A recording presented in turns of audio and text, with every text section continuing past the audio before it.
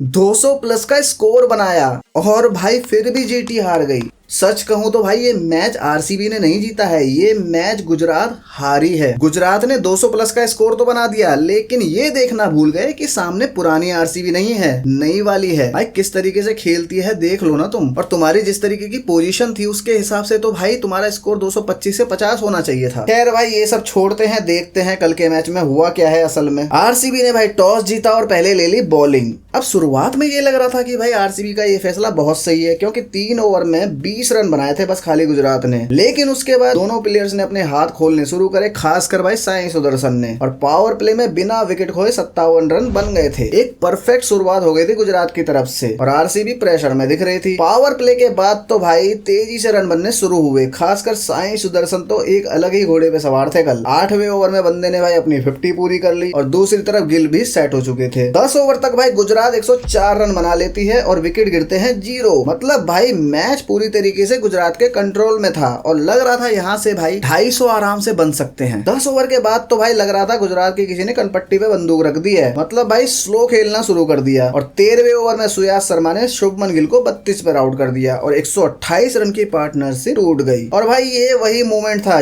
जहां गुजरात को gear change करना था। भाई एक ही विकेट तो गिरी है, लेकिन गुजरात भाई वैसा खेली नहीं बिल्कुल भी। 15वें ओवर में भाई साई सुदर्शन ने अपनी सेंचुरी पूरी कर ली, माइलस्टोन टच हो गया। अब 15 ओवर तक भाई 155 रन बना लिए थे, 9 विकेट हाथ में थी। सुनने में अच्छा लगता है, लेकिन भाई ये वही स्टेज थी जहां से 250 दिख रहा था। 250 नहीं सही 225 तो बनाने थे भाई, लेकिन होता कुछ नहीं है भाई। 16वें ओवर में हेजलवुड सुदर्शन को 100 रन पर आउट कर देते हैं और उसके बाद तो मोमेंटम पूरी तरीके से ही बदल जाता है। 18वें ओवर में बटलर भी 25 पर आउट हो जाते हैं, ये थोड़ा तेज खेल रहे थे और आखिर में भाई गुजरात सिर्फ 205 तक ही पहुंच पाती है, और वो भी भाई होल्डर ने लास्ट में कुछ शॉट मार दिया इसलिए, वरना इनके 200 भी नहीं बन रहे थे। अब भाई 205 का स्कोर बुरा नहीं होता है, लेकिन इनकी जो पोजीशन थी वहां से ये स्कोर भाई डिजर्व नहीं करता बिल्कुल भी। अब भाई सेकेंड इनिंग शुरू होती है, आरसीबी चेस के लिए आती है और शुरुआत डिसेंट रहती है उनकी। थोड़ा संभल के खेलते हैं, थोड़ा एग्रेसिव खेलते हैं। पावर प्ले में एक विकेट ही जाता है और 58 रन बना लेते हैं। मतलब भाई आरसीबी आराम से इस रन चेस को चला रही थी। इसके बाद तो भाई डोमिनेशन शुरू होता है, क्योंकि पार्टिकल और विराट कोहली बहुत ज्यादा तेजी से रन बनाने शुरू करते हैं। दोनों मिलकर भाई गुजरात के बॉलर्स को ऐसे धोते हैं जैसे भाई कपड़े धो रहे हो। 10 ओवर तक भाई टीम के 118 रन बन जाते हैं। पार्टिकल अपनी 50 कर लेते हैं, विराट की भी 50 पूरी हो जाती है। मजा ही मजा चल रहा है दोनों तरफ से। दोनों के बीच में भाई 100 प्लस रन की पार्टनरशिप भी हो जाती है। मतलब मैच पूरी तरीके से आरसीबी की जेब में था। 13वें ओवर में जाके भाई गुजरात को राहत मिलती है। राशिद खान पार्टिकल को 55 पे आउट कर देते हैं और उसके बाद भाई 14वें ओवर में होल्डर विराट कोहली को 81 पे चलता करते हैं। और एक पल के लिए लग रहा था कि भाई कहीं वापस पुरानी वाली आरसीबी तो नहीं आ गई है, लेकिन ऐसा होता नहीं है भाई, क्योंकि ये नई आरसीबी है। बैक टू बैक विकेट गिरने के बाद भी भाई आरसीबी पैनिक नहीं होती है। टिम डेविड और कुणाल पांड्या मैच को संभाल लेते हैं और आराम से भाई 1 ओवर पहले ही रन को चेस कर लेते हैं। बॉलिंग तो भाई गुजरात की कमजोर थी ही इस बार। 5 विकेट भले ही निकाल लिए, लेकिन भाई सही टाइम पे सही विकेट नहीं निकाल पाए। बाकी बैटिंग में तो भाई बेड़ा गर्क किया ही था इन्होंने। अब भाई मैच के हीरोज की बात करें तो भाई आरसीबी की तरफ से तो विराट कोहली और देवदत्त पाडिक्कल, इन दोनों ने ही मैच पूरी तरीके से गुजरात से छीन लिया था। और बॉलिंग में भाई भुवनेश्वर कुमार ही ऐसे थे जो थोड़ा कंट्रोल में रहे और रन कम दिए, बाकी तो कुटाई इनकी भी बहुत हुई है। बाकी गुजरात की तरफ से तो भाई साई सुदर्शन ने सेंचुरी लगा दी, 100 प्लस की पार्टनरशिप हो गई, लेकिन भाई वही निराश किया इन्होंने अपनी बैटिंग से। बाकी भाई मैच के विलेंस की बात करी जाए तो गुजरात की बॉलिंग तो विलेन होगी ही, क्योंकि भाई 205 का स्कोर तो बोर्ड पे था ही, तो कुछ प्रेशर बना सकते थे लेकिन नहीं बना पाए। अब भाई गुजरात मैच हार गई, इस बात को साइड में रखो, लेकिन इनका मैनेजमेंट बिल्कुल सही नहीं है, क्योंकि इनके भाई शुरू के 3 प्लेयर के अलावा कोई वो इम्पैक्ट डाल ही नहीं पाते मैच में। कभी कभार एक आध प्लेयर चल गया तो चल गया, बाकी तो ऐसा लगता है उनको रखा ही क्यों है। तो गुजरात को इस चीज पे काम करने की जरूरत है। बाकी भाई अब तुम लोग बताओ कि आरसीबी ने ये मैच जीता है या गुजरात ने उन्हें गिफ्ट में दिया है, कमेंट जरूर करना। और भाई वीडियो पसंद आई हो तो इसे लाइक कर देना और चैनल को सब्सक्राइब करना मत भूलना।